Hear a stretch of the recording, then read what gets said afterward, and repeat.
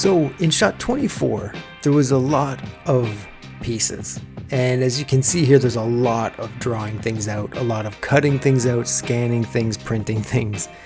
And this is where a lot of my time went in the early days, was to cutting everything out by hand.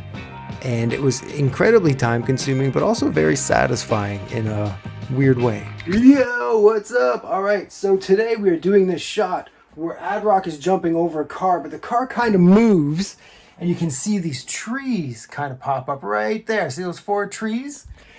So, other than just have those 4 trees just sitting there, within the last shot I did, I was moving the background and the foreground. It gave it kind of a cool look.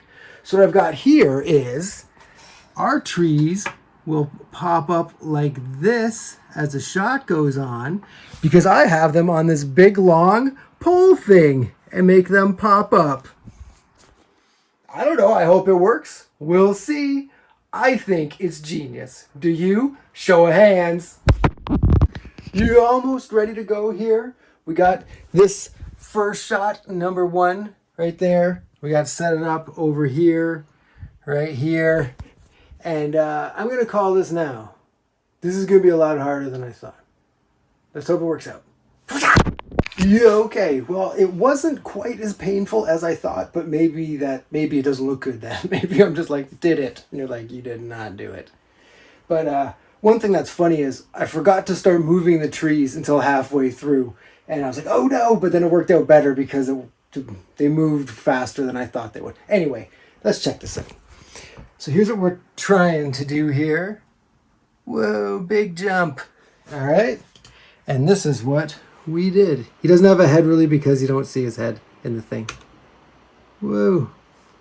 See those trees pop up? Whoa. And here's the makings of it all. There's the tree stick right there. Here's all the different feet I would use. And I think it turned out okay. What do you think? Let me know. When it came to animating this, there wasn't a lot of movement, but there was camera movement that I couldn't do. So I put the trees on that little stick you can see in the middle, and I pushed them up to kind of give the idea that the camera's moving up and those trees are just appearing there.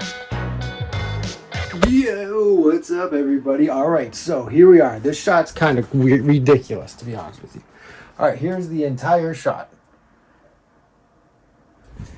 That's it. So I essentially just have to make it so it's the biggest thing and then do the push in, right? So I wrote it all down here. There's little Mike D. Here's how big everything needs to be. And then I did it out on tape like that. And there's D right there. Oh, his hair sticking up and everything. Come on. And then what I'm going to do now is make black lines or black strips where these green pieces of tape represent, and put it on white, and then put the sky and the trees and stuff. But then use that only to kind of give the idea that there's a bunch of different shapes there. Because it moves in so fast, I think that will work. And if it doesn't, I won't do it again. But on this one, that's how it's going to go. Let's see how it works, shall we? So I measured out how much of the black stripes I need. And I have written them all down here in centimeters, because I like things that make sense. And then what I did was I put the centimeters on each of these, so I can keep track of what it is. Did I get this one? Oh, how big was it? So it's all laid out. So now I'm gonna cut it all up and see where we go from there. Word. Sorry for so many videos with this one. It's super basic, but I'm actually learning a lot of stuff. Okay, so I had everything laid out on the table with the tape, and then I took the pieces of black and put it over top of it, and it was perfect. And I was like, well, now how do I get this to look perfect on the white sheet when I put it down? Here's the white sheet. See, there's the makeup of that. Here's the rough makeup of this. So what I did was I took a still image from the camera with all the stuff down just on the table. And now I can have what I've got live here, but I can go back to the image I put up there, and there's all the stuff in its right spot.